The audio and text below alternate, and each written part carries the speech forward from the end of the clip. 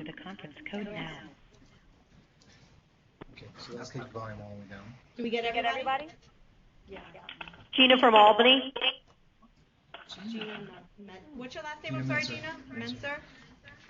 Minzer, M-I-N-T-Z-E-R. Please enter the conference code now. Did everybody get to announce themselves on the phone? George Pinson with the Marriott. Okay, hey George. Spike, you got you, Barbara Lee. Is Spike on the line? Please enter the conference code now. Okay. All right, let's do a quick. Okay, so if anybody has any comments, if you want to just email me, because we're going to turn the volume down so this isn't distracting. And I'll have my email up. If you have any questions, just send them to me and I'll make sure I get them out, okay? Thank you. This is Lisa speaking, by the way. Code now. Okay, Gavin. Reset. Gavin Landry, good morning. We'll keep the program on time. Don't worry, folks. And make sure everybody gets out on time. Lisa Soto, I Love New York. Apologies again for the inconvenience. Jamin Clementi, I Love New York. Please Tom enter Regan, the conference ESD code Council. now. Alexandra Stanton, Tourism Advisory Council. Catherine Nichols, Tourism Advisory Council. Ellen Tatum, Tourism Advisory Council. Tom Mulroy, Tourism Advisory Council. Morris Silver from Finn Partners. Melanie Clauser from Finn Partners. Lizette Montero, I Please Love New enter York. the conference Mark P. code Wilson, now. I Love New York. John Earth, TAC member. Simon Thomas, Vice Chair, TAC. Christine Nicholas, Chair, TAC. Jan Chesterton, TAC member. Anna Packman, I Love New York. Devin Lander, Museum Association of New York. Please enter the conference code now. Tony Sclafani, Javits Center. Here, I Love New York. Randy Borshide, 1%. Christina Melendez, I Love New York. Steve Dunn, I Love New York. Please enter the conference code now.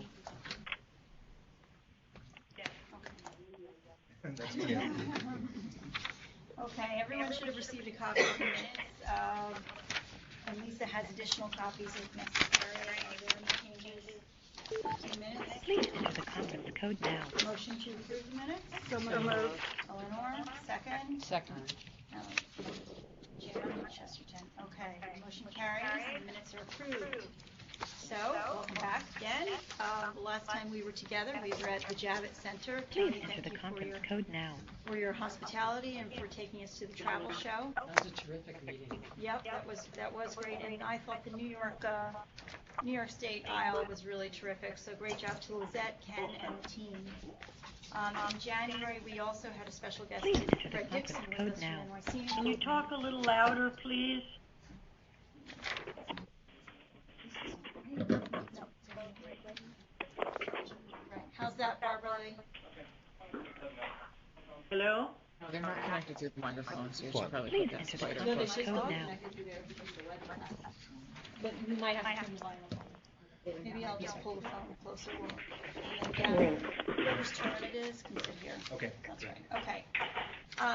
So we had Fred Dixon with us, which we thought Please was enter great. the conference code Today now. we have another special guest speaker with us, Devin Lander from the Museum Association of New York, who will speak shortly. And Anna will also provide an update on the museum promotion that she told us about at the last meeting, which will be a great Please lead into enter the Devin's conference talk. code now. Before that, Gavin's going to tell us about his trip to ITB in Germany, some of the exciting things happening in Buffalo, which I'm sure Germany you're seeing firsthand, and the upcoming events. And then we'll wrap up our meeting with a report from Jan on our tourism action Please day, enter the conference code which now. happened in Albany last week, I believe. March 1st. Okay, March 1st.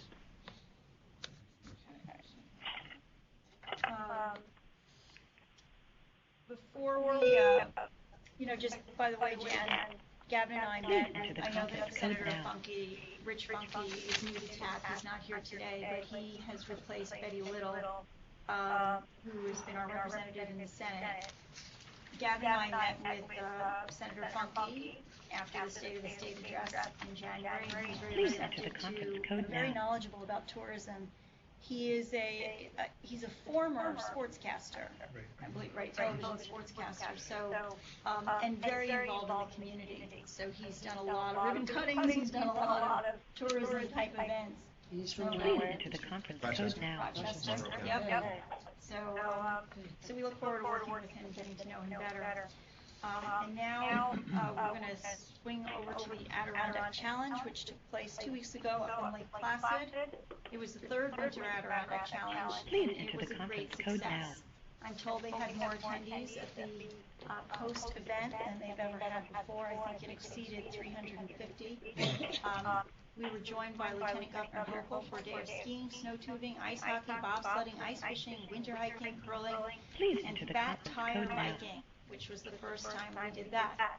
The mountain bikes went on Mirror Lake, so I always think that pictures are better than words, so we're going to go to the videotape. Please enter the conference code now.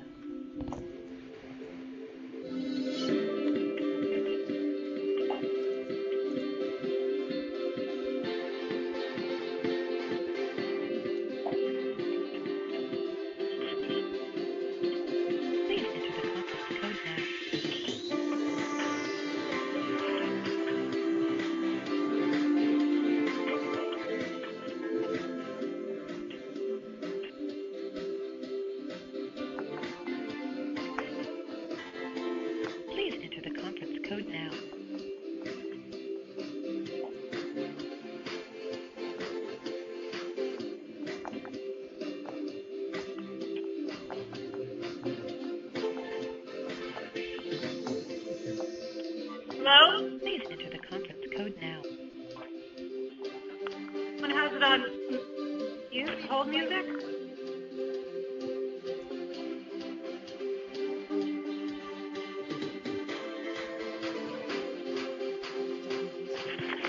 Please start the video now.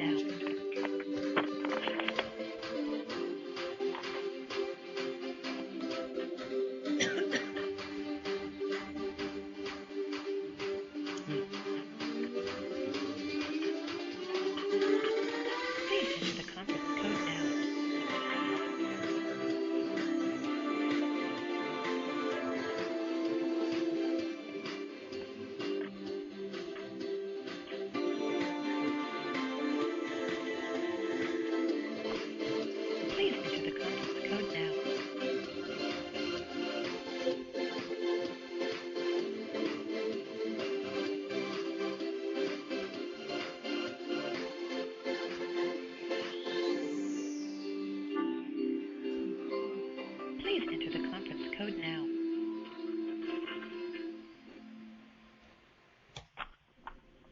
Yes. Wow. Okay. Those of you on the phone, we were watching a video that wasn't on hold music. The video will be posted on the website so you can take a look at it. Please enter the conference code now. This year, the Adirondack Challenge was extremely important because of the, I'm sure you've read about it if you haven't been upstate, they had very little snowfall, they had a very mild winter. So the governor announced $500,000 in a new cross-border marketing campaign to promote the Adirondacks, not only the winter activities, but hopefully even more to do when there are winters like what we've experienced. The campaign will feature newspaper, radio advertisements in Eastern Canada in both French and English and across upstate New York. The governor also pledged $425,000 to support snowmobile trails across the region, including the Adirondacks and the Tug Hill Plateau. That's it for my presentation. Any questions? There will also be a Patent Skills Challenge this summer. Right. Do we have a date ready for that? The date isn't firm. We're actually working that out with the executive chamber, but it's going to be the first ever, so should be a lot of fun. Hopefully everybody can get a lot of advance notice. Please enter the conference code do you know where it's going to be in the Patent Skills? It's going to take in all 4 counties, so that's right now it's being programmed. But we're hoping to give you a good amount of notice so you can make arrangements. We'd love to see you there. Great. Okay, so Gavin, you want to do this your report? Do you need me to come down? Do you Or want is to this- come enter up? the conference code now. It's okay.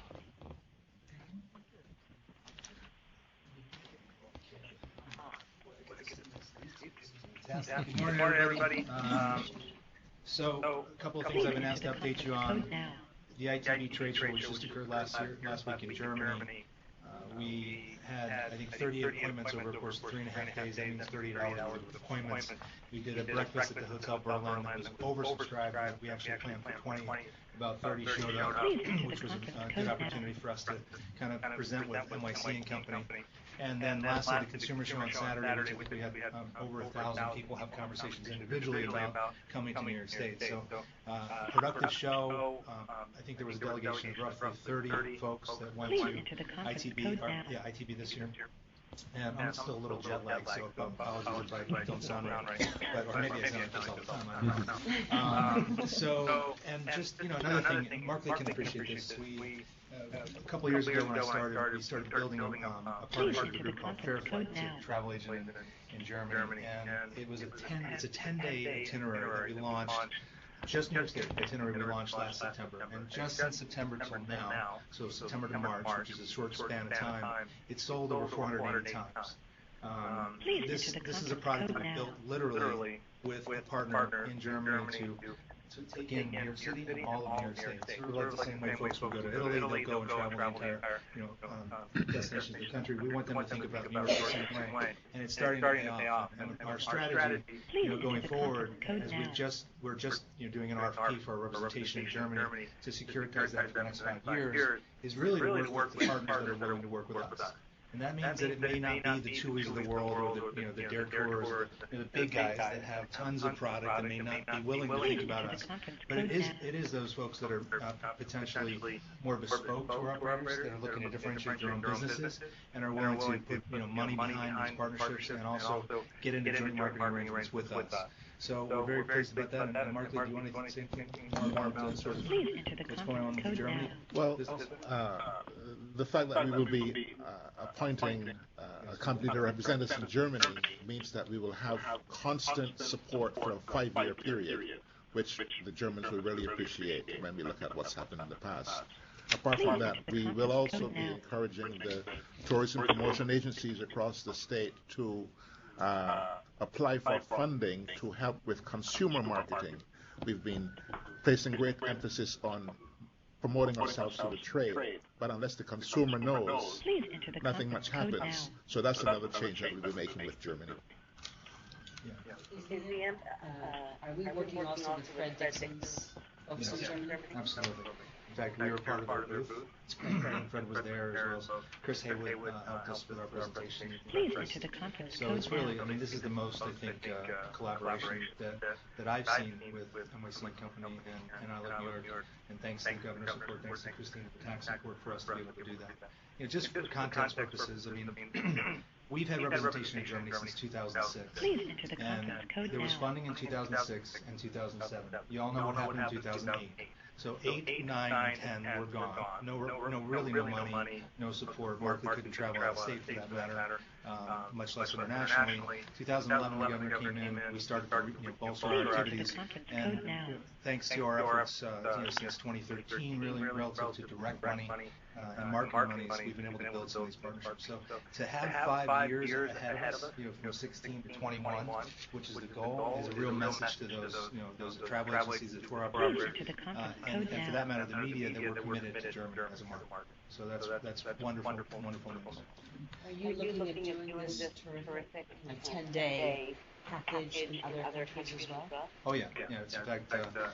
In China, we had our product launch, Mark, with 5 themes across the span of, I think it was 7 to 12 or 14 days. Yes. All the itineraries, of course, take in New York City because New York City is such a vital attraction for that. But the goal is to have them not think about going to, Boston, D.C., yada yada. Some of the itineraries amazingly take people from New York City to Toronto, right? So Niagara Falls, Toronto, to Montreal, down to Cape Cod, Boston, and back to the city. So they literally securitize the entire state and miss all that great stuff. So I think there's openness to this concept. And again, we just have to stay consistent. We have to have the conversations. We have to build the relationships, and we have to let them know that we're not going to just drop the ball in a year or so because whatever whim or forces are that cause us to do that. So. Yes, sir. Please enter the conference code now. So German, obviously, but we're in country in the UK, in Germany, Australia, and in China. But our relationship with Brand USA, which puts us in the inspiration guide, we have in-country content in roughly 14 countries now that cover off on roughly 90% of all international inbound business for us. And those are being distributed widely. I forget the distribution in terms of numbers, but I'm thinking it's about 400,000 of the inspiration guides that are distributed in content and then live digitally as well. And we're working with Anna and her team and bringing that content into our platforms in every way that we possibly can. Oh yeah, it does. Yeah, South America. Yes. So, any other questions on ITV?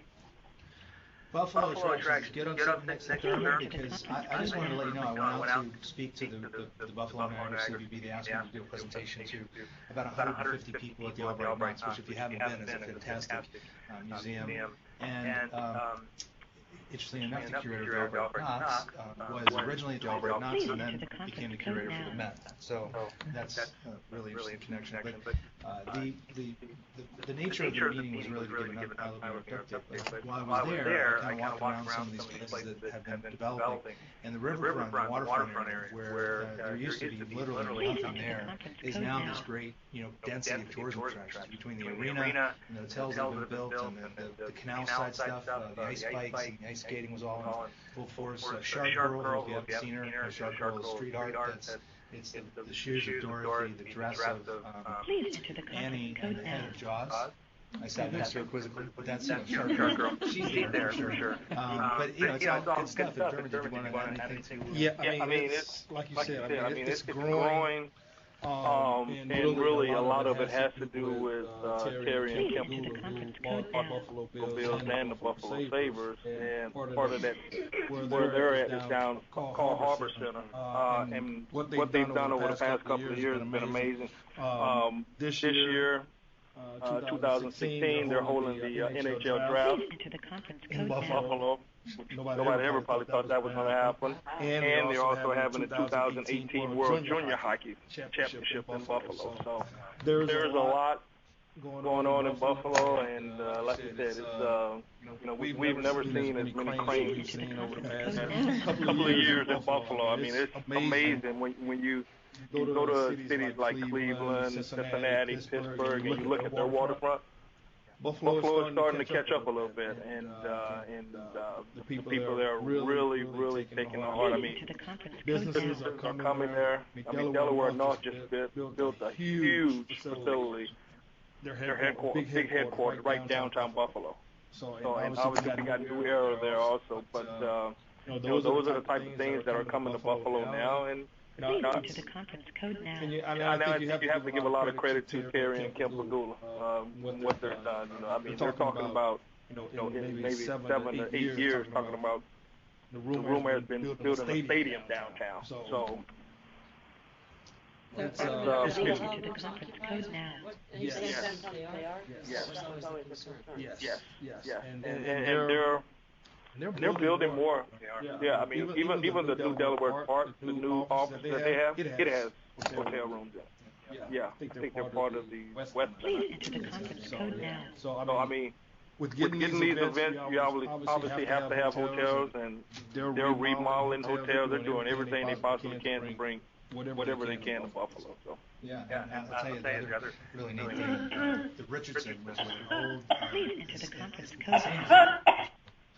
God bless you, whoever that is. An insane asylum in Buffalo has been converted to a place, a hotel. It's actually been a project led by our commissioner, Howard Zemsky. And that's about to open. That's right near the Darwin Martin's house, which is a great facility to add that type of lodging. And by the way, this is bespoke lodging. This is upscale bespoke lodging unique to Buffalo that you can't find anywhere else, that is going to be a game changer for that particular section of town.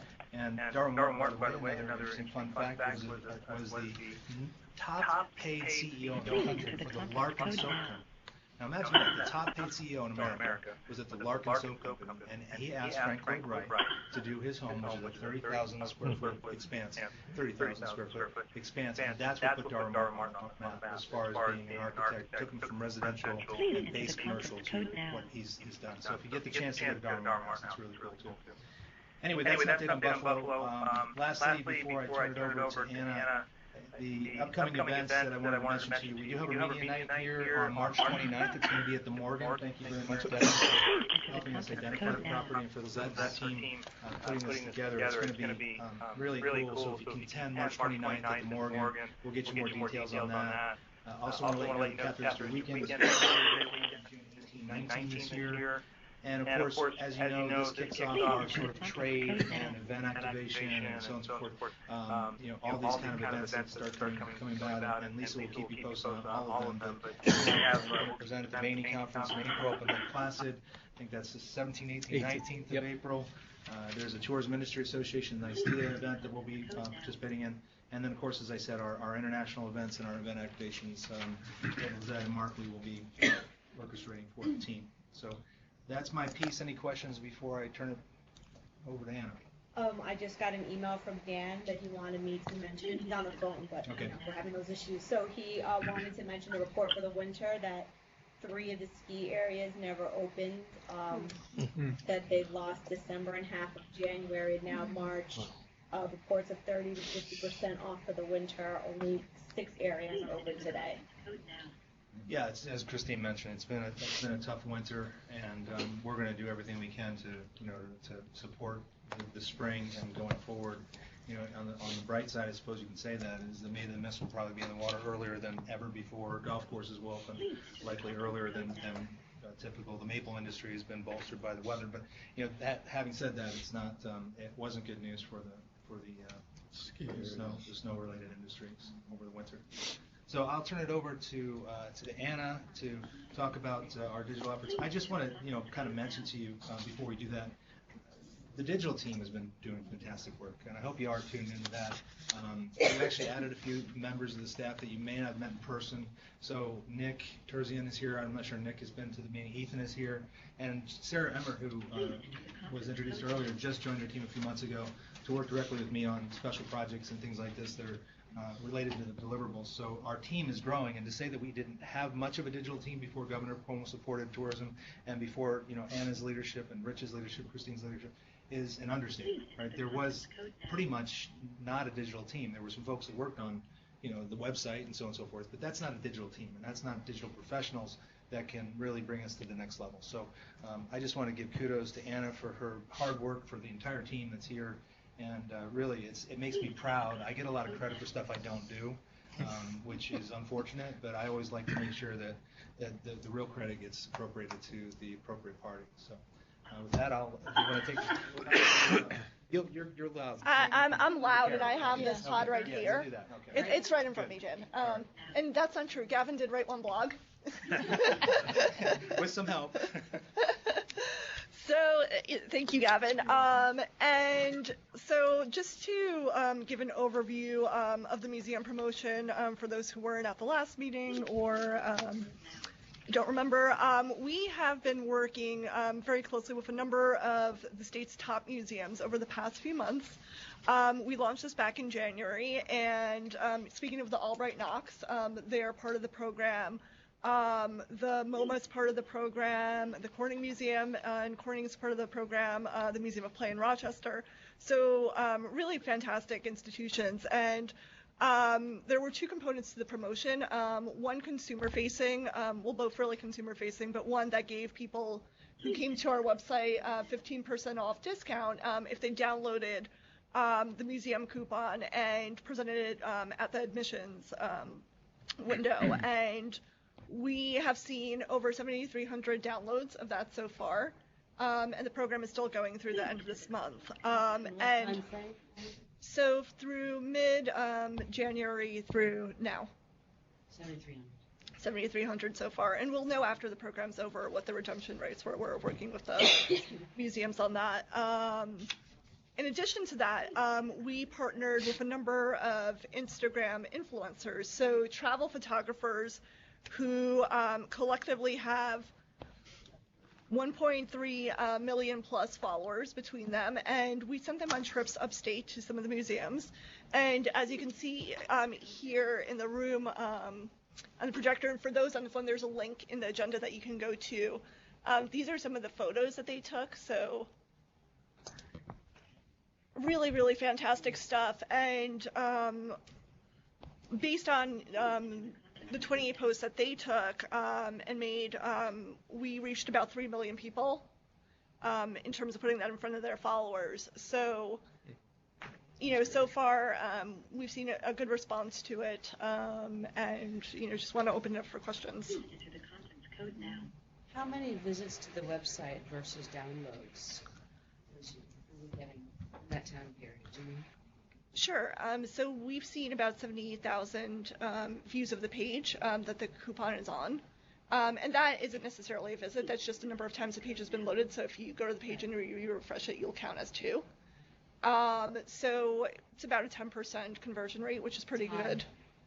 Yeah, and also the other thing that we did there that I didn't mention is that we created itineraries for people. So if you're going to the Albright Knox in Buffalo, you might not know what there is to do there. So we created a weekend itinerary that people can read and follow to encourage them to take to make a trip of it, make a weekend of it, perhaps a longer trip.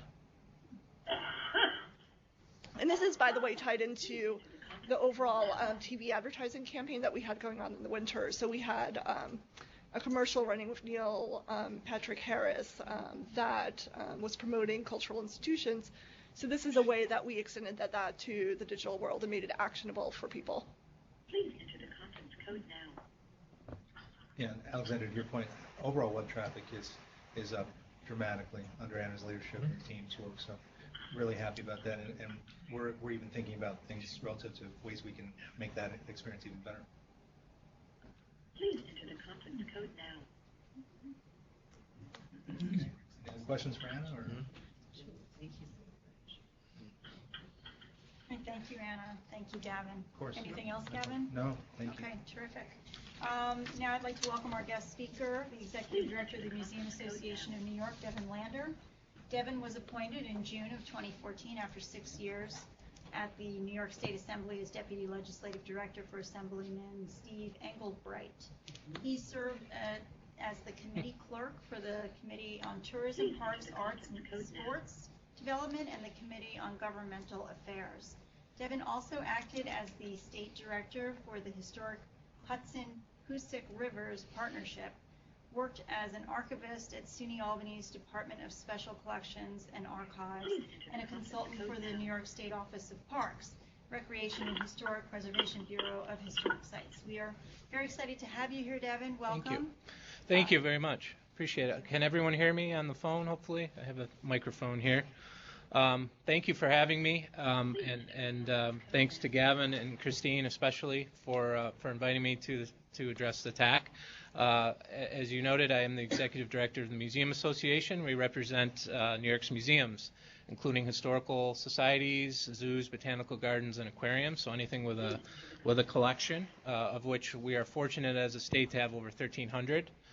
So we're a small organization with a big mission. New York is very wealthy in museums, obviously in the city, but all over the state. And through the great work that Anna just was talking about with the promotion, really partnering with some of our upstate flagship institutions, the Baseball Hall of Fame, the Corning Museum of Glass, Albright Knox. These are world-class institutions, and they exist in every part of the state. We have the Wild Center in the Adirondacks, which has been, has really exploded as far as visitation goes, 400% increase as a result of the Wild Walk opening last summer.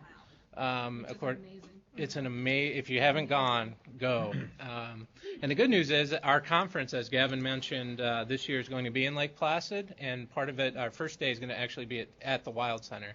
They're closed. They're opening just for us, so we're going to have access to the whole museum, the Wild Walk, all of that, weather permitting, which we'll see. But we'll be able to see the animals and everything else they have there. So our part of our mission is to put on the largest gathering of museum professionals in the state, which is our conference. Last year, partnering with Gavin as one of our keynotes and Ross, and also having I Love New York present at the conference to do some sessions related to tourism, was extremely well received. In fact, we were standing room only in Ross's presentation. And really what it did is start a conversation that really needs to be had between the museum community and the tourism professionals. We don't always speak the same language. We don't always, museum professionals don't always understand the concepts of tourism from the very basic. And really, with Gavin's leadership, again, we've formulated a plan for this coming conference to really give a tourism 101. So Gavin and his team are going to be there, and they're going to be educating our members as to exactly what I Love New York does, what the TPAs do, what organizations like NISTEA do, and Jan's organization does, because we really realize that in some cases, because our museums range in size, obviously, from the very small to the very large, but in some cases, our museums don't necessarily have a relationship with their TPAs. They don't even maybe know what a TPA is. I've actually had that question. What is a TPA? So we're really starting at the 101 level and presenting professionals who can talk about tourism, why it's important, and then how to interact with your tourism promotion agency locally, regionally, and at the state level. And really, this all fits in with a trend that I've seen since I've been around before the current administration, a real emphasis, and thanks to the governor on this, promoting our museums and our cultural organizations beyond anything that I've seen. It kind of started with Path Through History, which has been a success, and many of our members are part of that, have been taking advantage of the signage and the different programming. But then going beyond with this promotion activity, the tag board, but also having events at museums. Gavin mentioned being at the Albright Knox. Your summer program is going to be at the Morgan. Just engaging with our museums, which are massive attractions statewide. I mean, it's millions of people visit museums. They have a huge economic impact. But they're also stewards of education. Every museum in the state of New York has to be chartered by the Board of Education, so their number one mission is education.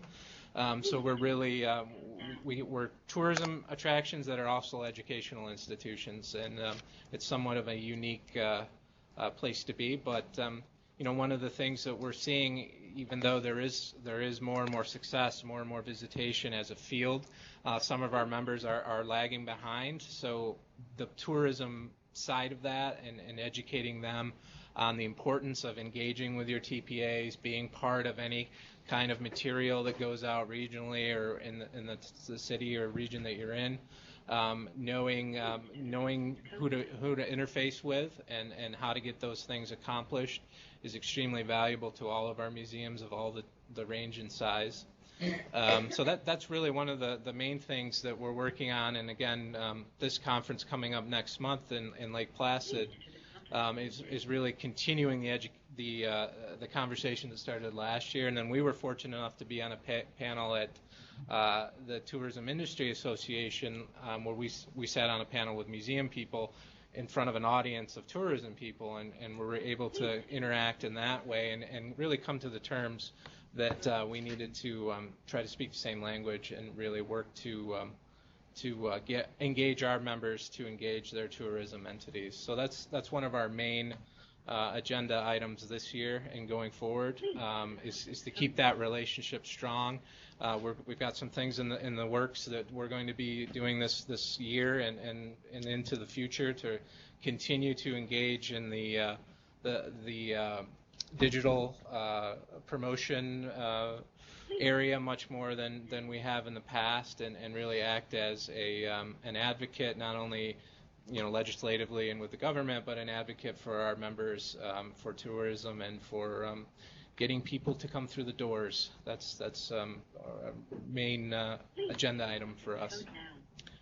Is there any questions at this point? Yes. I wondered, and maybe this is a question for Anna, what the process of the plan is for bringing some of the smaller museums into the promotion scheme. Are there some that are too small? Is the Wild Center a candidate for that, or is it too local? I would say the Wild Center would certainly be a candidate. They're a larger institution, but it's a good point you bring up. The smaller institutions being part of a program like this, and I'll defer to Gavin and Anna on that. But I think there's a couple ways. One is that the main concern that many of the smaller institutions have is about their collection. preserving the collection and taking on their primary role. And what we've tried to do, thanks to the governor's support, is to add into the product development side of things. So, for instance, the Thomas Cole House asked for a grant to expand. They were given the grant to expand through Market New York. Then the next year they asked for marketing money to support the expansion, and it's been a tremendous success story. So there are examples like that all across the state. The reason that a digital promotion like Anna and the team just launched needed to include our sort of hallmark institutions is because it needs to be that level and that ilk in order to draw the level of impressions and make the impact. But that has kind of a halo effect over the rest of the museum community, and the discount coupon, of course, is more egalitarian than that. So yeah, so and part of it is this is the first time we're doing it, so just the sheer man hours, and Christina, who's sitting over there, put in the bulk of them, just worked really, really hard to get the museums on board to execute all of this. So, as we look at it, the results, and think about how we incorporate it in the future, that's certainly, a consideration. Our website, though, contains, or should contain, every institution, large or small, in the state. We really count on the TPAs to update that. So, while we focused on some of the flagships, we do have ways for people to find the smaller collections that might suit more of a specific interest. And we promote that from the museum page as well. So it's definitely something for us to consider in the future. And the Wild Center is actually part of the promotion. That's what I was going to say. They're actually only open on the weekends, but they decided to honor the coupon as well. Right. And through Viator as well. So don't forget, the Frederick Remington has already sold a couple hundred admission tickets on Viator, which is our activities partner. And as you know, Frederick Remington, it's on the St. Lawrence Seaway. It's maybe not the easiest, it's certainly not as easy as getting to a place in New York City. So we're encouraged by some of that, and we're asking all of the museums through, Devon's Aegis to consider sort of this next wave of how folks will, take in these activities. You need to get them plugged into distribution channels before they're actually going to see, visitation. And that's Gavin, when those tickets are sold on Viator, yes, we know where people are from, right? That's right. Yeah, that's right. Yeah, and we're actually doing a deep dive on that right now because the product has enough results that we can now see the attractions that are having success. There's going to be a big push for the summer. Anna and her team curated I don't know what to call it, a tile on the homepage where you can actually go directly from there to the assets that are online. We have a Book Now button on ILoveNewYork.com for all the assets that are part of the program. So we're really trying to kind of put a push behind that in order to make sure that folks see results from their participation in the Viator program. But it's encouraging. I mean, I think there's been over 10,000 activities and over $3.2 million worth of business transacted on our products on Viator that we launched that were specifically built by us. So that's encouraging as a starter without any marketing behind it. So it's I wanted to share a thought. I sit on the board of the Parish Museum in Suffolk County. And while it gets a lot of what I would call second home participation, as well as the artistic community out there, it has a commitment to local artists as well as to equity and diversity. Mm-hmm. And some of the poorest communities out there are in the Tuckahoe School District as well as Southampton residents. Mm-hmm. And it started a residence benefits program. It gave free membership to any resident in the Tuckahoe and Southampton district. Within, I'd say, a month, 900 families had signed up. 30% have come through the door. And it is a way, I mean, we think about tourism, but local folks also want participating. Sure. If we think that our chief goal is education, those kids, especially from low-income communities, I know it's something this governor cares a lot about. Right. And I don't know if one could talk to the parish, but the resident benefits program has been wildly successful. The parish also does Latino film festivals, African American film festivals, Arab film festivals. I mean, so it has gotten, it has spoken to. It stays open on weeknights for folks who can only come after with their families. So, and it serves 10,000 kids in the community. So it has been very local, as well as getting its raves in the Times for its exhibitions. But the resident benefits has been a massive success. So that's fantastic, and that's actually one of the things we talk about when we talk about the museum field is trying to increase diversity, not only in the attendees to special exhibitions, but the everyday local attendee. And what we talk about among the museums is making yourself part of the community. In fact, that's our theme for this year's conference is Museums Core to Community. Because if you're essential to your community, then your community is not going to let you die, which is, in some cases not happening in some of our museums that are really struggling to get people engaged. So that's part of our push, but also the diversity piece. Really, when we see some of these organizations that have maybe been there, historic houses come to mind that have been there for 100, 150 years, the demographics have changed in the community around them, and they're not speaking to those changes, and they're still telling the same story that really maybe doesn't have anything to do with the community that lives there now. So we're, as a field, I mean, this isn't just New York. This is the field is struggling with this, but that's a great opportunity. That those types of things are the things we like to try to highlight and show our museums across the state. This is what you can do. These are the types of things you can do, and this is how it works. So that I think you have to back it up with programming. So, for absolutely. example, every year we do something called Artists Choose Artists, where we get big established artists, and they choose local artists in the community, and the works are side by side. And you cannot believe how much the age demographic skews down, right? When they're picking a 22-year-old artist, and it's David Sally or Ross Blackner or Eric Mitchell or April Gornick or people who, came out of major art schools in the 80s and sell their canvases for six figures, right? Who pick you as a 23-year-old, and your teachers come, and your school comes, and your family comes, and they're cops and firefighters and crossing guards and deacons in churches, and all of a sudden, right? And so we have worked very hard to do interesting programmatic work, so that might be a conversation I'm happy to I'd love to follow up. That's exactly the type of stories we're looking for. On the heels of that, there is the New York City ID card, which does provide free admission to a lot of museums, and a lot of people just don't know about it. Mm-hmm. Yeah. It doesn't. They don't know what the benefits the municipal ID. Right. Right. The New York City ID. Right. Which is free, and you can become members of certain institutions. Right. Yeah, that's a good point, and that's something that but there isn't a statewide. No. Is there? No. No. It was floated under Spitzer was a problem. Yeah. No. Well, any other questions? I'm not talking about the IT. Oh, I see. Yeah. But the question is what you would. Right. Right. What you would do. Well, I don't want to lose sight of the fact that we're trying to bring in visitors. I think it's great what the mayor's doing. I think it's great with the residential, but I think the larger, our mission and goal just has to be to bring in people from outside of New York State and. But also, it's also to move people in New York State around to other parts as well.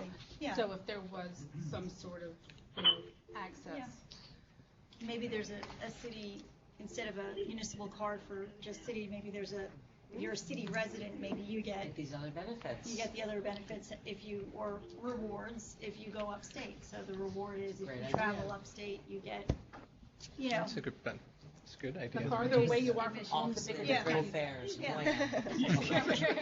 Cultural card. Maybe it's something, Devin, you can think about. And I hope that we're going to be represented at your event in Lake Placid. Definitely. I love New York. Yes. We'll be there. Yep. Absolutely. And you can talk about Anna's, what she did and the team. Yeah, absolutely. I mean, this is all part of the conversation, as the gentleman noted, about the smaller institutions. So this program just started, and it's highlighting the flagship institutions as it should.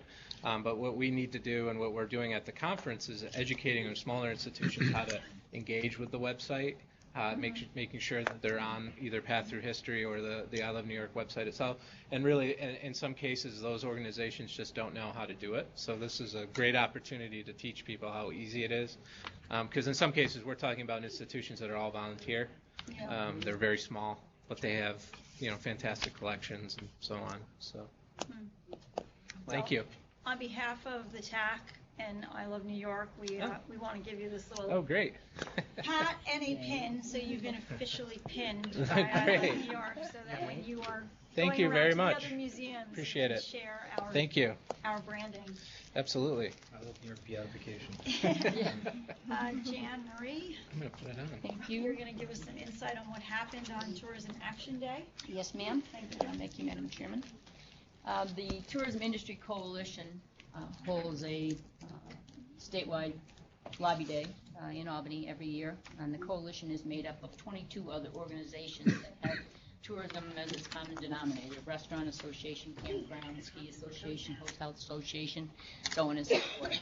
We come together every year during legislative session. This year it was March 1st, which is a Tuesday. Any of you that are familiar with lobbying in Albany during session on a Tuesday, you know that it's quite chaotic. We had about 150 attendees there. And those of you that are on the phone, the folks at the table have a copy of our issues booklet, and it's also available on our website, which is ticnys.org.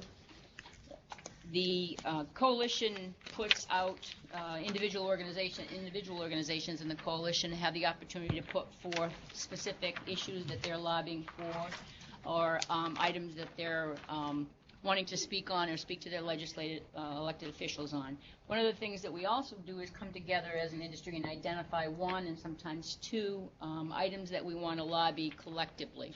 This year we pinpointed the need to increase the funding that the governor put forward in the budget for the matching grants program. In keeping with prior years, it was put out at $3.8 million.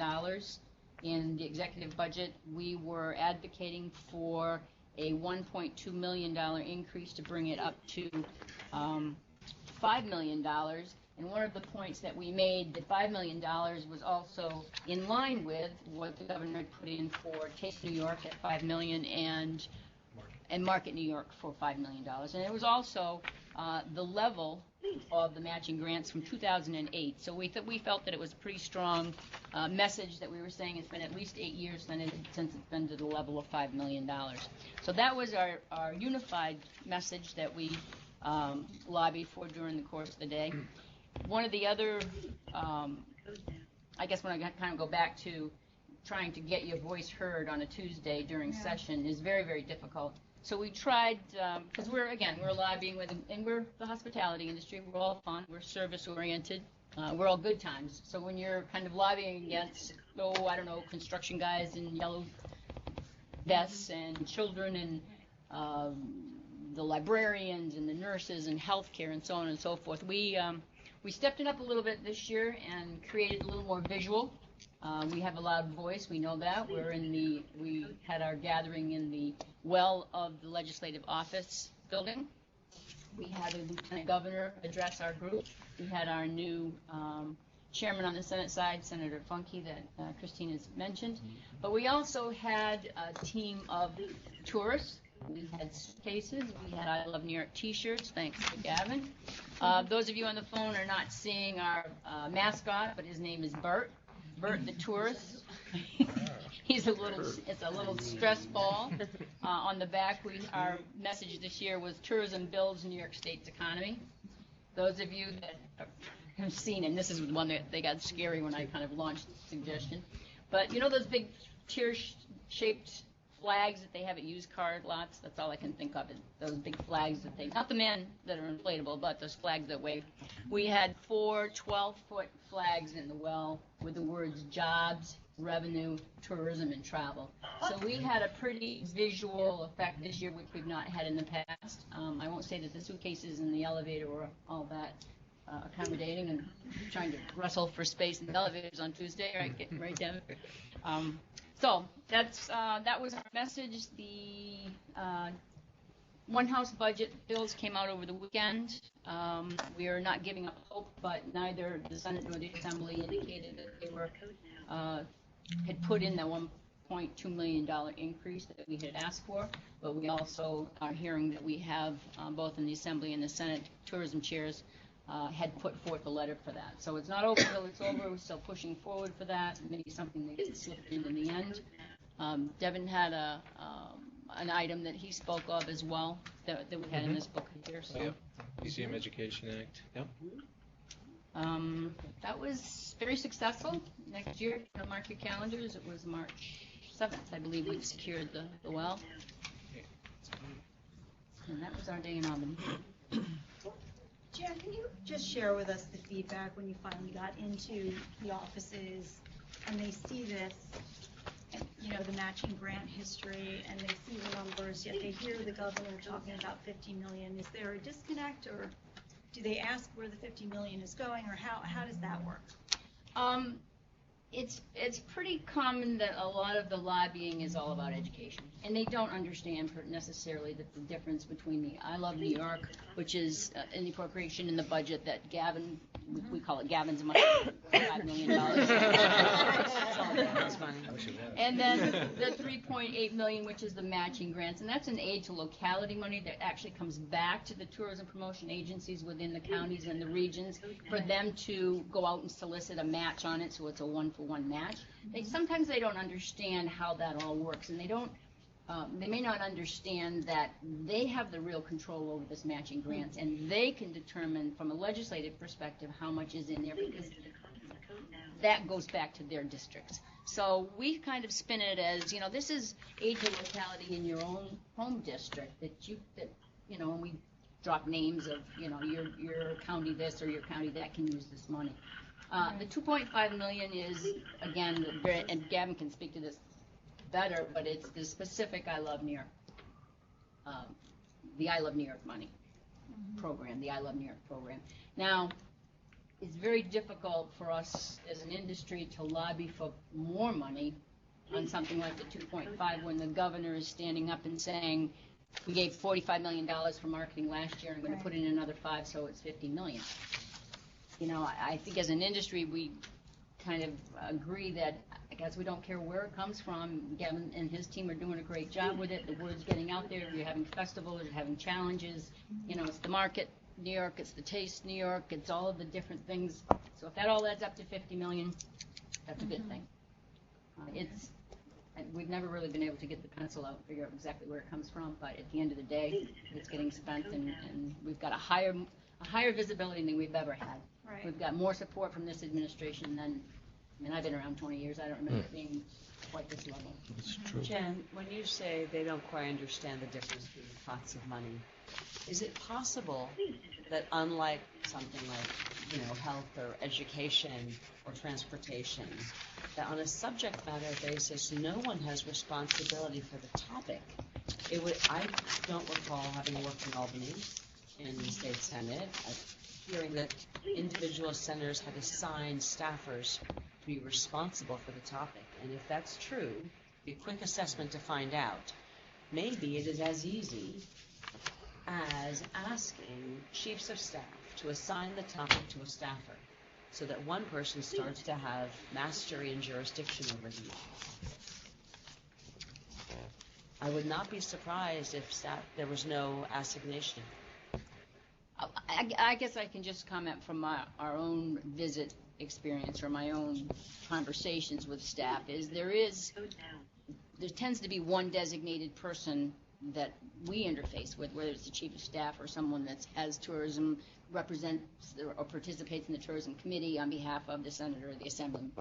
So we do have one person, one go-to. Now that probably changes with everybody's office, and I'm sure they're carrying more than one responsibility or having to stay up on more than one topic.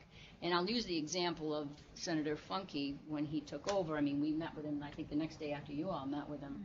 And he already had identified his staff that was going to be the point person on tourism. Yeah. And this is who you need to talk to because they're going to get me up to speed. They're going to educate me. They are the ones that interfacing with Senator Little's office to get the information passed over from one office to the other. There's somewhat coordination in there, from what I see, and maybe just because he's responsible. Gavin, is it your sense that there's one person in each office who does this? I guess I'm not nearly as expert on this as Jan and her team, but it does seem like when you look at the numbers on the back of this, to see that there is a sense that the tourism support that's obviously coming from the governor's level is not necessarily being reflected back through the Senate and Assembly yet it feels like there is a lot of understanding and discussion about the importance of tourism at those levels. So it's an interesting kind of scenario we've got going on. But the Senate, we've always interacted with Jan's team directly and with the tourism committees, both on the Senate and Assembly side. I've done presentations to them both, as well as Ross, to try to keep them educated on what we're working on. And to a person, it has been roundly supported. So in terms of the work that we're doing and the impact that it's having. Sure. So again, looking at the numbers, you see the numbers on the back page here. It is an interesting. Oh wait, I'm assuming, right? I mean, this declined right the year after 08. So that's where this started to drop off. The question is about bumping it back up. Yes. Okay. I have a question. We have always, since I've been with me, we have a consistent senator who's the president. Do we have an assembly person who's also? Well, our senator has just changed. That's Betty Lill has changed to Funky. And Marge Markey is on our assembly side, and she's consistent. She has not changed. And she's from Queens, and she's been a tremendous supporter as well. Great. So. Please enter the conference code now. That would be it, unless anybody had any questions. Okay. Any other questions for Jan? Okay, we will open up to new business. Eleanor? ECAC Championships at Lake Placid this weekend. 2 New York State teams. St. Lawrence University, my alma mater, and Quinnipiac. And also both St. Lawrence and Quinnipiac have been invited to the Friendship Tour. So over Thanksgiving weekend next year, they will be in Belfast. Oh. Northern Ireland, so there might be an opportunity there. So 2 out of the 4 teams are New York State teams. When is it next year? Thanksgiving. Thanksgiving. This year? This year. Yeah, 2016. Well. Thurman, I have a question for you. You mentioned that the NHL draft is going to be in Buffalo. Does that change every year? Yes. And so, it's the first time it's been in Buffalo? Or that we know of? That I know of, yes. Did we actively pursue that?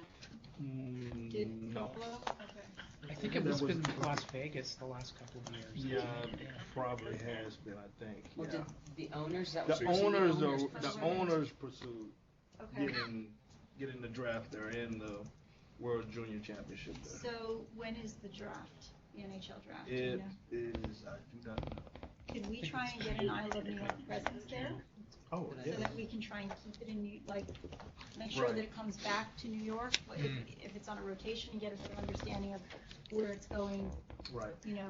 Next couple of years. What it took to get it. Yeah. That was the other question from me. Maybe someone who works with the owners. Because we were able to, one of the, correct me if I'm wrong, Gavin, but one of the initiatives that we put forward from TAC, if you recall, when we started the sports development initiative, was to get funding for applications to try and get these big events or small events to New York to pay for the application fees. So not that we want to broadcast that there's money to pay for application fees, because we want to try and have the owners, per se, in the example that you're giving with the NHL, if the owners have the wherewithal to try and pursue and come, that's fantastic. It's June 24th, 25th. Okay, perfect. And Christine, on follow-up, I asked Thurman earlier about the USTA. Has anyone reached out to that contact we made with them? And there's been no interest on the way back. No. We're setting up a meeting or anything? Really? But we got to tap in. I mean, it's $700 million a year they spend to promote tennis. We have to tap into some of that. Yeah. I'm very curious where they spend it. It's probably, I wonder if we can find out on their website. Well, 100 of it's being spent in Florida for a new facility down there. But they're based in Westchester. They make off the USTA, and they have to spend that every year to promote does that include advertisement? Whatever promotes tennis. So it's probably all the ads that you see, like on the subways. Still a chunk of money we should be able to tap into, especially because they're based in Westchester. I agree. Should be able to find if the USTA is considered a not-for-profit. You should be able to find it out on the 990 where the money's being spent. Okay. We have to make I mean, there was one contact we had, I don't know if they're still there, but we have to somehow get to them. I mean, it's right in our backyard. So, okay, if you need more help to get back to that other guy, let me know. I thought there was communication, there was a date that was set up. And then it kind of just dropped, and then the tennis came. But now there's no tennis really except. Okay. Unless where do we stand on all the different reports for the different subcommittees? Yeah, I should probably speak to that, Christine. So Yeah. I meant to mention this. So just want to kind of get everybody's head in the same place on this. The committees that we established, lodging, events, and transportation, the work that was done by those committees informed the deliverables that we announced in November, and it is now the basis upon which that we're doing all of the kind of data and searching for the right amount of information so that we can then can comprise those committees that are and address back to those committees what we're thinking about relative to that. So for instance, Dean Johnson, who's on the phone, thank you very much, got a competitive assessment of hotel inventory by class for all the states that are surrounding us. He did that through his aegis. That's very helpful. We've been soliciting the regional TPAs and the DMOs to identify lodging projects that have languished and the reason for which they have languished. And now Sarah on our team is compiling that whole list, matching that against the CFA and the progress that has been done on the CFA and so on and so forth, so that we can then have an informed conversation with the private public group that was announced as part of the deliverable. Likewise, on the transportation front, we're working on that. So really the committees actually did their job, so to speak, which was to get a sticky deliverable on the summit that we're now working on, and then the next step will be to convene these committees and re-engage the committees to help actually make some changes and things happen in those areas. So the sports thing you mentioned, Christine, will be part of the matching, not the matching funds, the CFA for round 6. So it'll be included, called out specifically in round 6, with language that speaks to helping to attract sports and MICE events to New York State. So I failed to mention that. That's my fault. I meant that as part of my commentary early on. But I know that there's some sense some of the committees think, oh, well, we didn't see the report. We haven't done it. The report actually was internal and informed the deliverables and manifested in the sense that we made the deliverables as a result of those. Does that make any sense? It does. We've been working on this for 2 years, and I'm just, I hate to see this governor, in 5 years leave the office and we haven't delivered this thing. I think it's an important topic, especially the subcommittee we were on, Jan, is the infrastructure and what's blocking it. Sure. And whether it's Steve Ross, when he can't get something done, his issues. And that's why I just wanted, maybe we set a deadline for some period of time, and we say let's work towards that deadline so we have something deliverable, so we people can use it as being helpful. Yeah. Just so you know, and I appreciate your frustration. Hundreds of hours have been spent. Oh, I'm sure it has been. Yeah. No, building our understanding of this subject matter.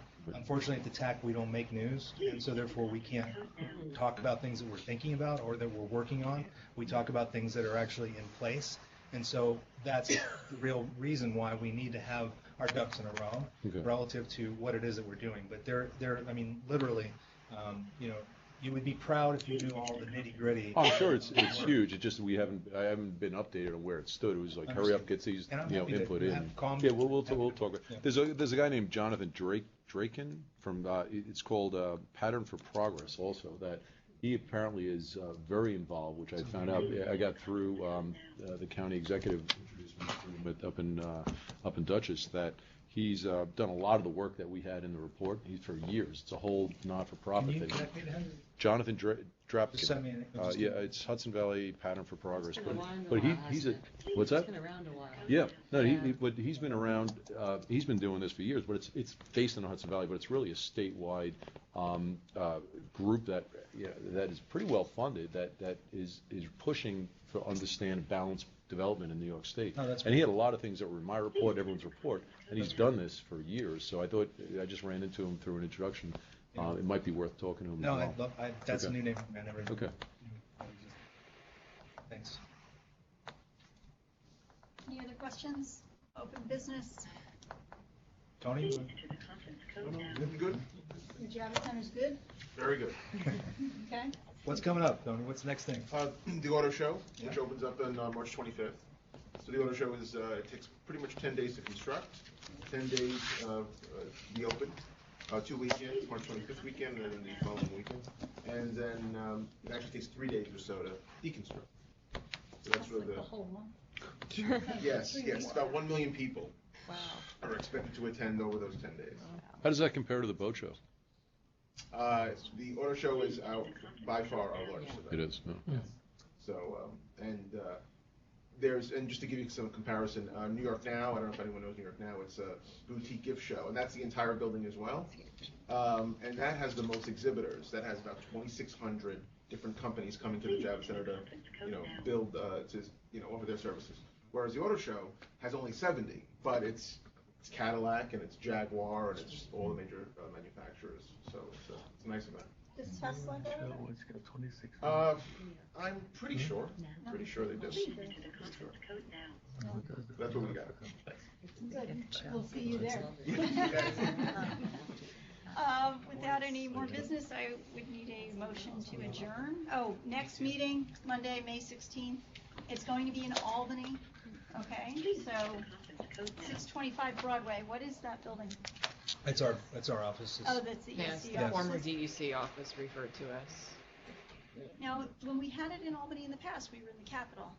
That was through Fran Ryder. She offered to have us do it. She offered that to us. I mean, if you want to do it Can in we the try it Capitol, again? we can try. Yeah. You like being in the Capitol, right? Sure. Yeah, sure. Okay. What time's the meeting?